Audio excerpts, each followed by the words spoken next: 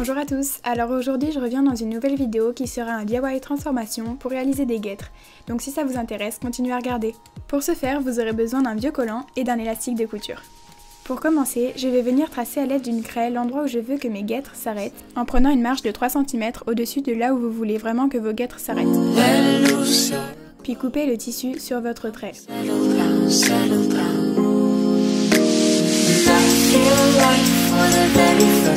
Je vais maintenant mesurer mon tour de jambe avec mon élastique pour pouvoir ensuite déterminer combien d'élastique il faudra que je coupe. Et je vais mesurer l'autre jambe pour m'assurer que ce sont bien les mêmes mesures. Je coupe alors la longueur nécessaire d'élastique en prenant une marge d'1 cm pour la couture. Voilà ce que vous obtenez quand vous avez coupé l'élastique. Et je vais maintenant passer la couture, donc je joins les deux extrémités de l'élastique et je les couds sur à peu près 1 cm. Voilà le résultat, donc assurez-vous que les élastiques ne sont pas trop serrés ou au contraire trop desserrés pour éviter que la guêtre ne tombe ou vous serre trop au final. Je reprends ensuite mes guêtres et je les mets à l'envers.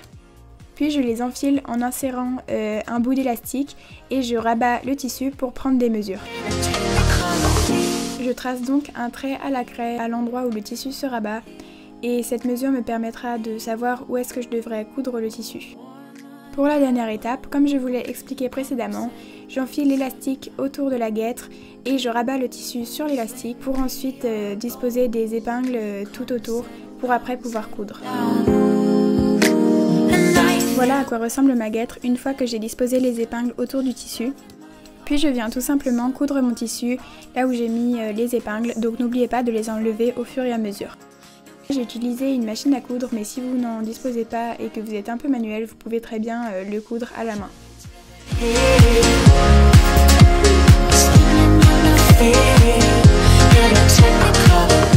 Après avoir cousu, voilà ce que vous devrez à peu près obtenir. Donc moi je décide de couper l'excès de tissu qui reste, mais c'est pas obligatoire. Si vous êtes perfectionniste, faites-le, mais bon voilà, si vous avez peur de couper trop, ne le faites pas. Et après avoir coupé donc tous les excès de tissu, je n'ai plus qu'à remettre mes guêtres à l'endroit et voilà le résultat.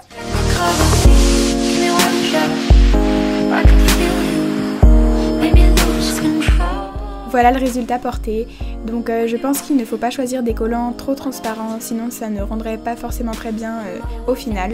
Vous pouvez bien sûr décliner avec toutes sortes de couleurs si vous disposez de beaucoup de collants. Donc voilà la fin de ma vidéo, j'espère qu'elle vous aura plu et peut-être aidé. N'hésitez pas à vous abonner à ma chaîne, c'est totalement gratuit et comme ça vous pourrez suivre mes autres vidéos. Sur ce, je vous fais de gros bisous et je reviens mercredi prochain pour ma FAQ. Bye!